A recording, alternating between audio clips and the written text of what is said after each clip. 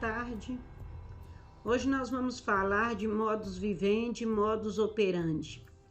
Modus vivendi e modus operandi é o modo de Deus ver e agir à sua maneira.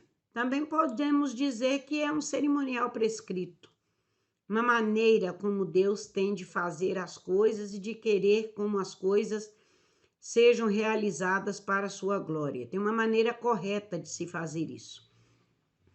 Hoje nós vamos falar em 2º livro dos Reis, capítulo 17, e o versículo é de número 24 em diante, onde diz assim: O rei da Síria trouxe gente da Babilônia, de Cuta, de Ava, de Ramate, de Sefarvaim, e fez habitar nas cidades de Samaria em lugar dos filhos de Israel. Tomaram posse de Samaria e habitaram nas suas cidades. A princípio, quando passaram a habitar ali, não temeram ao Senhor. Então mandou o Senhor para o meio deles leões, os quais mataram alguns do povo. Pelo que disse ao rei da Síria: As gentes que transportastes e fizeste habitar nas cidades de Samaria não sabem a maneira de servir o Deus da terra. Por isso enviou ele leões para o meio delas, as quais as matam, porque não sabem como servir o Deus da terra. Então o rei da Síria mandou dizer: Levai para lá uns sacerdotes que de lá trouxestes, que ele vá e lá habite, e lhes ensine a maneira de servir o Deus da terra.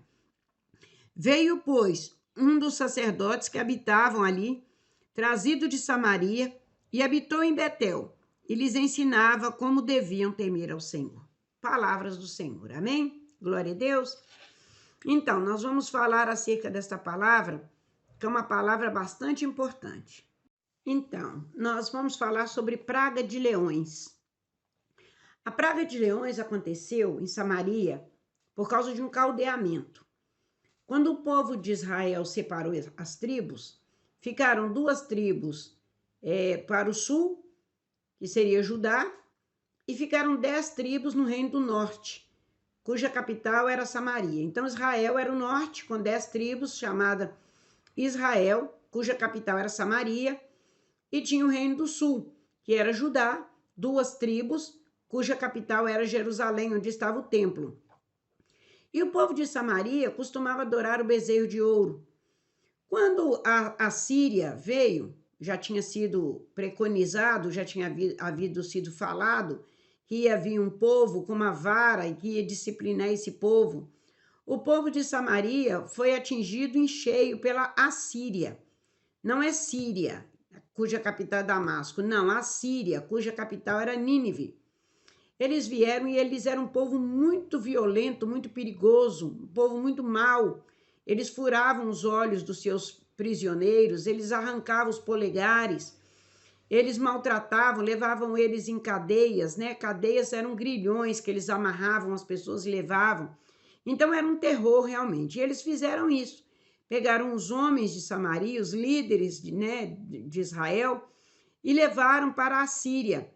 E a capital Samaria ficou repleto de mulheres e os homens foram levados cativos. Mas o judeu, ele não gosta de misturar o seu sangue com o de outras nações. Então, o que eles fizeram para castigar, para humilhar, para vilipendiar esse povo?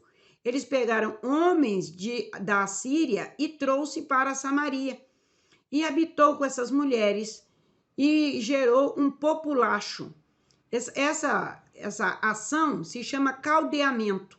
Eles pegaram os homens, levaram para a Síria e trouxeram homens da Síria para relacionar com as mulheres de Samaria.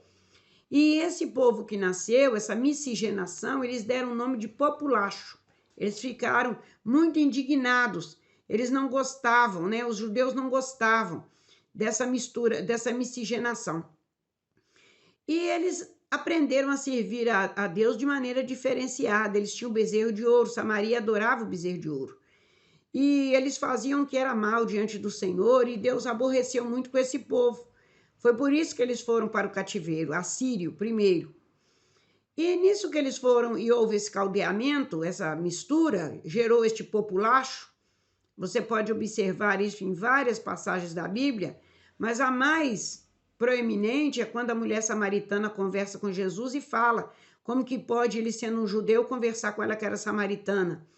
Eu já até preguei sobre isso, tem uma mensagem minha aí falando acerca disso da mulher samaritana. Então, eles não conversavam, por causa disso criou-se uma rixa entre os judeus e os samaritanos, eles não se davam.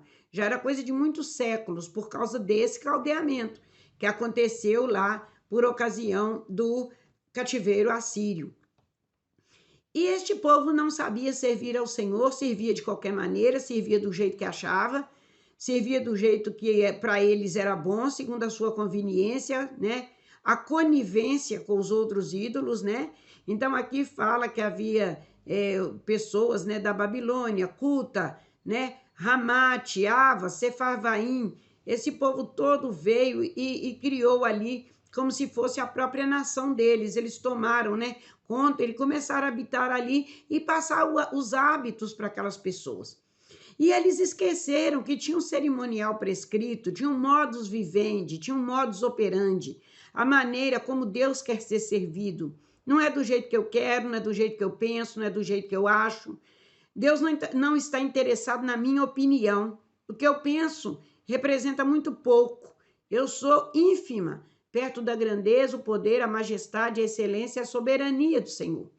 Então este povo achou assim, é para servir a Deus, então a gente vai servir de qualquer jeito. Começou a queimar incenso nos altos, tinha seus próprios deuses, criaram tantos outros e foi servindo ao Senhor. De repente, começou a aparecer praga de leões. Os leões começaram a aparecer na cidade e começou a devorar o povo, de modo que o povo não podia sair de casa. Era mais ou menos parecido com o que está acontecendo com a gente aí com esse Covid, né? Não pode sair, não pode trabalhar, não pode ir em lugar nenhum, né? Praga de leões, para as pessoas aprenderem a servir ao Senhor. Então alguém disse assim, mas por que está aparecendo esses leões e devorando as pessoas assim, estraçalhando, devorando, despedaçando, como o Covid está fazendo com as famílias, né? Entra, mata um, destrói o outro, aniquila o outro, cria situações, deixa sequelas, né? Divide, perde o emprego, perde empresa, despedaçando a nação, não é verdade? Era mais ou menos assim. Então essa praga não foi de Covid, não foi um vírus, eram leões. E eles vinham e devoravam. Então alguém resolveu perguntar o porquê. Eles disseram, essa praga de leões que está acontecendo em Samaria é para ensinar o povo como servir a Deus, que o povo não estava sabendo como servir a Deus. Muitas vezes nós queremos servir a Deus com o que nós temos, com a sobra do tempo, a sobra da roupa da festa.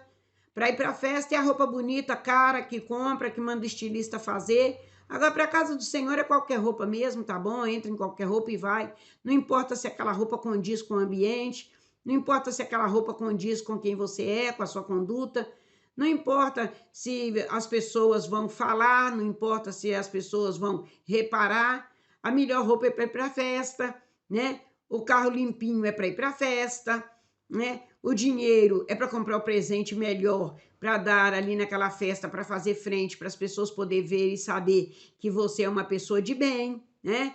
Então existem coisas, né? Agora a nota rasgada, a nota de 10, a nota de 2, a tartaruga, né? O povo até costuma brincar que é a oferta da tartaruga, né?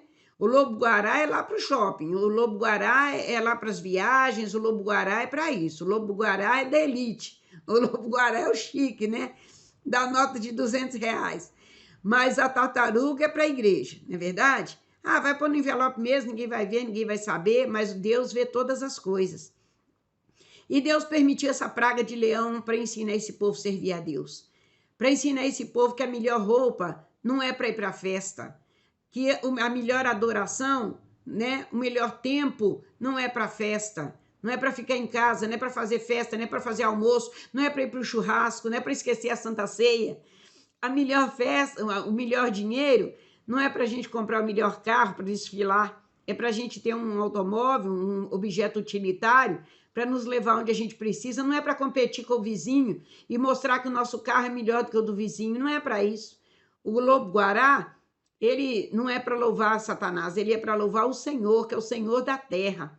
Então Deus permitiu uma praga de leões.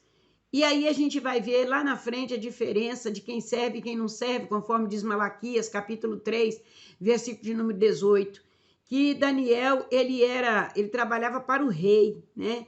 Ele tinha lugar de honra na casa do rei, e no entanto ele não provou das iguarias do rei. Ele fez o jejum de Daniel, e quando ele foi lançado na cova dos leões, os leões não despedaçou ele, muito pelo contrário, cheirava e não achava nele cheiro de carne, porque já tinha tempo que Daniel não comia carne, já tinha tempo que Daniel estava fazendo seu jejum, já tinha tempo que Daniel estava santificando a sua vida.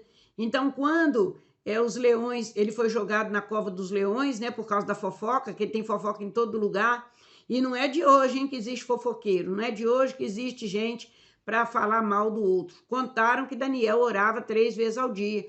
Foram lá contar para o rei que ele estava desafiando a autoridade do rei. O rei mandou colocar ele lá no calabouço, na masmorra, fechar com uma pedra, selar com o anel.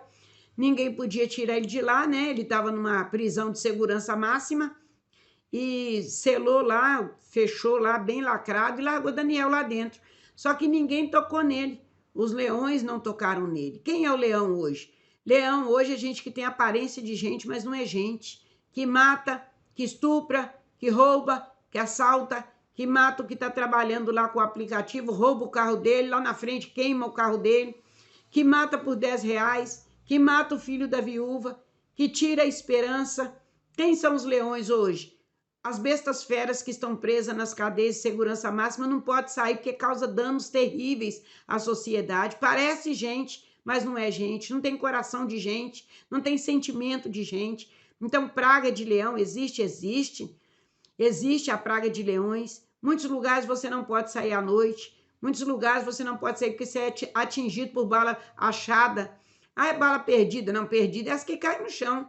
A bala que entra e que causa paralisia, tetraplegia, né? A pessoa fica tetraplégica por causa de bala. Eu conheci uma moça assim no hospital Sara, quando eu fiz tratamento lá, eu conheci, lá tem muitos que tem bala alojada na coluna cervical, coluna vertebral, que se tornaram tetraplégicos com balas achadas, né? Não perdidas, perdidas que caem no chão.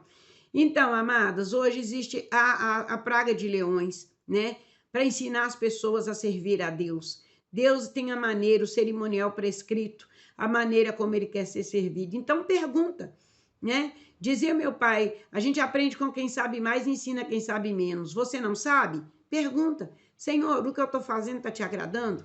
É desse jeito mesmo que o senhor quer? Desse jeito tá bom? Essa oferta, é essa oferta que o senhor quer? O meu dízimo está certinho? Está certinho o dízimo da maneira que eu tenho que dar? Eu estou fazendo a coisa certa? Eu estou colocando o meu dízimo aonde o senhor mandou? Tem gente comprando cesta básica, fazendo continência com o chapéu dos outros, fazendo obra social com o dinheiro do dízimo.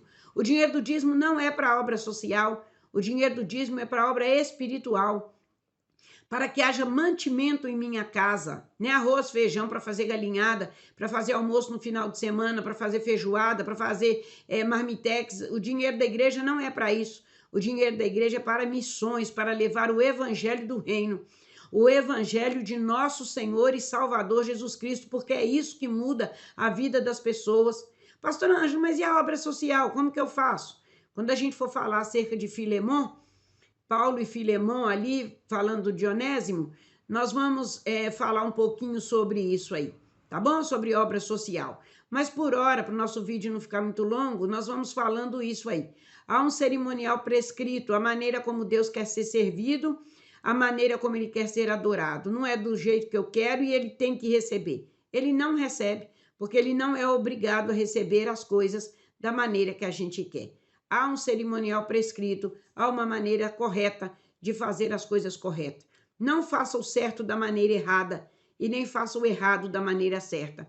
Eu me lembro que minha irmã tinha um filho que era assaltante, ele assaltava e mandava a mãe dele levar o dízimo para a igreja e dizia, ó mãe, porque tá dando certo. Então, a senhora leva o dízimo lá para o pastor. E um dia o pastor chamou e disse, pastor, irmã, a senhora está dando um dízimo muito alto? Que dízimo é esse? Ele disse, pastor, meu filho é assaltante. e ele assalta e manda eu trazer o dízimo para a igreja porque tá dando certo, a polícia não pegou ele não levou tiro nem nada. Quer dizer, fazendo o errado, né, da maneira certa, e o certo, que era o dízimo, da maneira errada. Pense nisso aí um pouquinho e depois a gente vai falar um pouquinho sobre Filemon. Deus abençoe você. Boa tarde, a paz, tchau, tchau.